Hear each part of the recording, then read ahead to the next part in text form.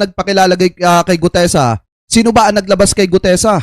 Sino ba ang mga taong gumawa ng affidavit ni Gutesa?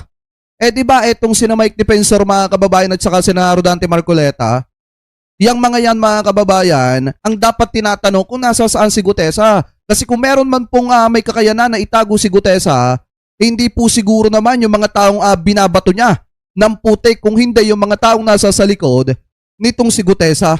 Kaya ako titingnan niyo mga kababayan yung mga tao na nasa sa likod nitong si Gutesa, etong sina allegedly etong sina Mike Defensor at sina Marcoleta. Ngayon, kung nasa saan man etong si Gutesa, dapat ang tinatanong dyan si Mike Defensor at saka si Rodante Marcoleta.